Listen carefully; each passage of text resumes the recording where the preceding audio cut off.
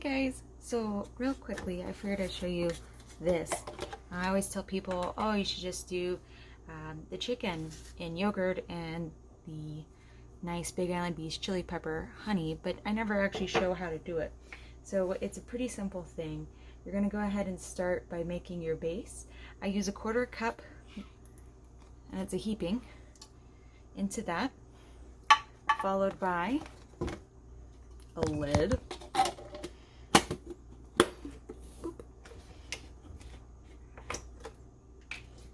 A little more of this. This is going to be just good old-fashioned vegetable oil, and it's going to be another 1/4 cup.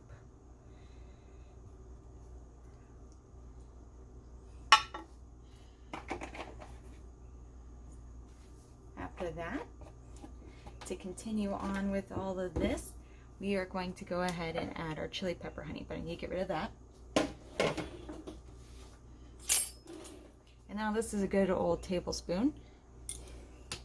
Get fresh honey, plop it on there, and I do 2 because I'm greedy. Heaping tablespoons of the chili pepper honey. Now again, this is a marinade, so you take it how you want. After that, just going to kind of mix all this together.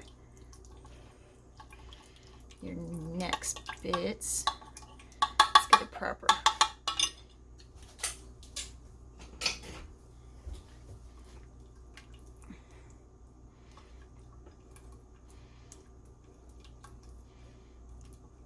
I normally just use my hands, if I'm being completely honest.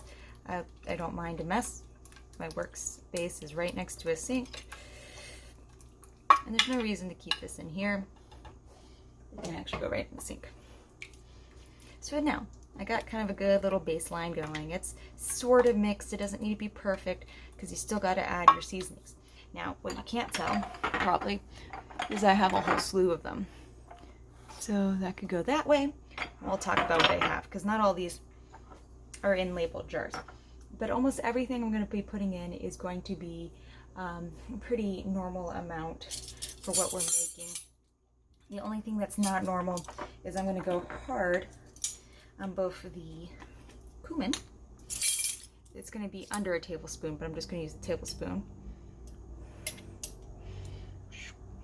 So it should be about half a tablespoon.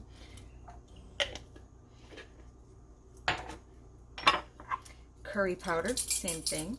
I'm going to go under a tablespoon, but because it's easier for me to measure this way, you notice, you make a mess. It's fine. That's life.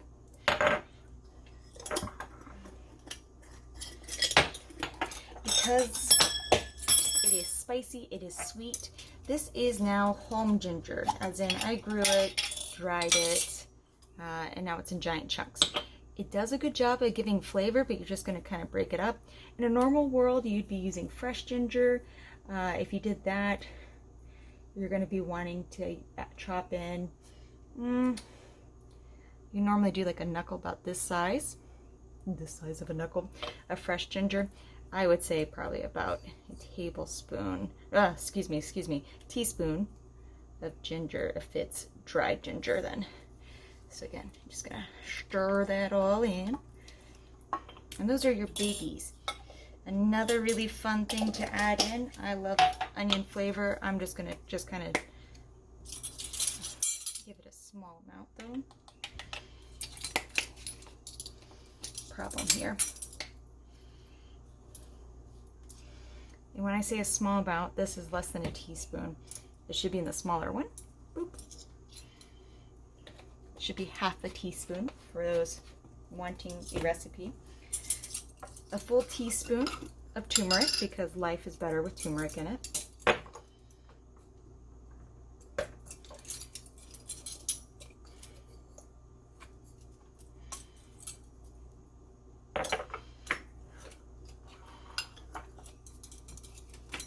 I love garlic as well. And traditionally I would be using fresh garlic, but because I'm making this kind of late, as you can tell by the lighting, we're going to just go ahead and use some good old-fashioned garlic salt, which will also mean that I don't need to add garlic or some salt to this. And then my final one. Now this is Crazy Olena Curry, It is not. It's actually just straight up red pepper flakes that are from the Hawaiian chili pepper.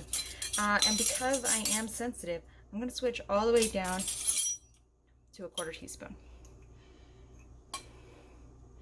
Remember, we already had some. If you wanted to add like smoked paprika, it is quite good. If you want to add anything like that, it's all quite good and wonderful to add to this. Now, our marinade is for the most part prepped. I'm going to marinate the chicken wings in this, and then I'm going to store it overnight, either in the fridge to have a 24-hour, or I can put this right on into the freezer and pull it out when I'm ready. But as probably you're tracking, the biggest thing you really want to do at this point, look at that pretty color, before you add the chicken, because you know salmonella is kind of inconvenient, you can taste this. And it tastes pretty good. You could add a little lime. It's actually quite good. I'm gonna make sure that honey is stirred in from over here. Yeah, a little squirt of lime juice would go a long way in this. So yeah, and the next thing you just do,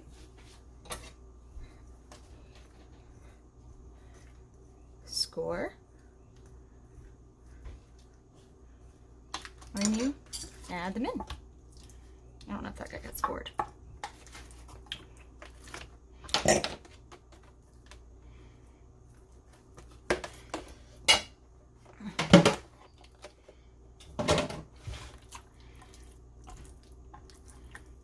And there you go.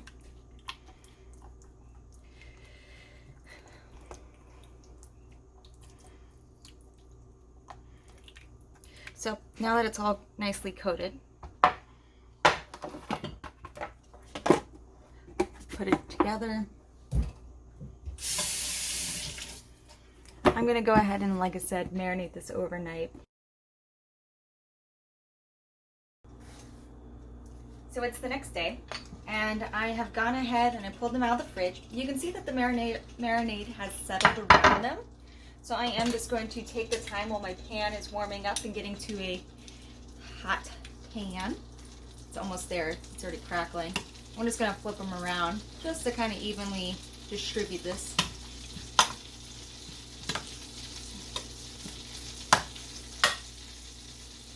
Don't have any dry spots.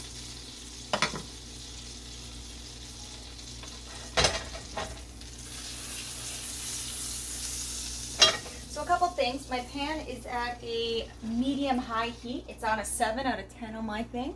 My oven has been preheated to 450, and then I pulled them out because this is going to be a real quick process. I'm just going to kind of just do it real gently, and then I'm going to throw it in the oven. I don't want to spend too much time on the stovetop because this is supposed to be fast and easy, and the less time I have to babysit it, the better. So that's where I'm at. You can see that this is already kind of getting into a nice brown color. So we're going to go ahead and move these guys on. Again, very pretty.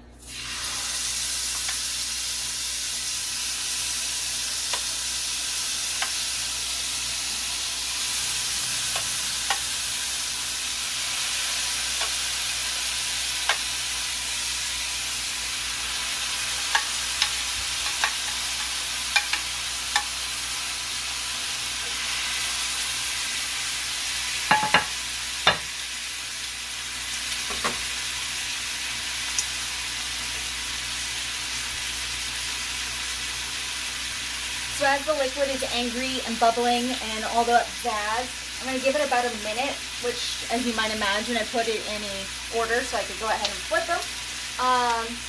So I'll give it a little bit of time, and then I'm just going to flip them all, and then again throw it in the oven. And I'm always impatient, so it's always just the worst part for me.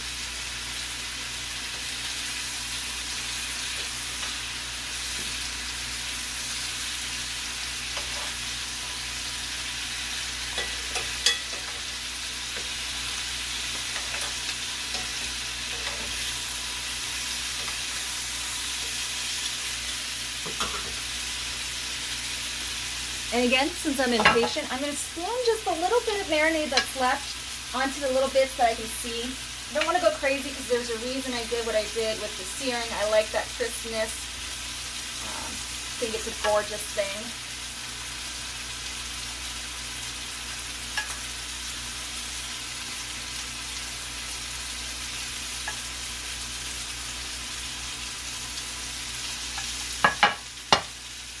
If you don't have a oven-safe pan, do it in the pan and then move it onto an oven-safe just baking sheet that's been lined. That way you can get them off, because otherwise your chicken skin will get stuck.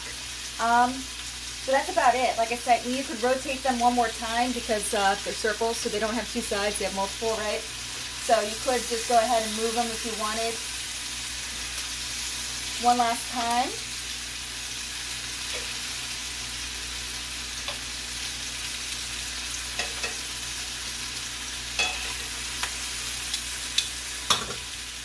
But the reality here is I don't want to spend much time here, and it's been, according to my thing, a couple minutes. So I'm just going to go ahead, give them a nice little shake, check my oil volume, because you do need a little bit of that in there. Then it's fine. It's just enough that's covering the bottom, and throw them right on in. Then I'm going to take my timer that I have just living right here and set it for 35 minutes.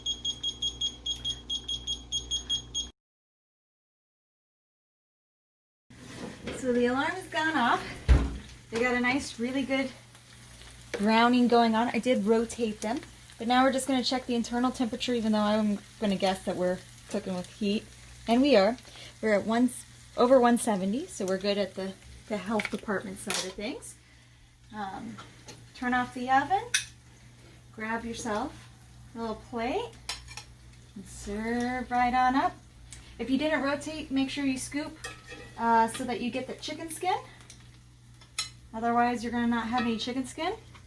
Add a squirt of lime if that's what you decided you needed when you tasted your marinade. And you're all set.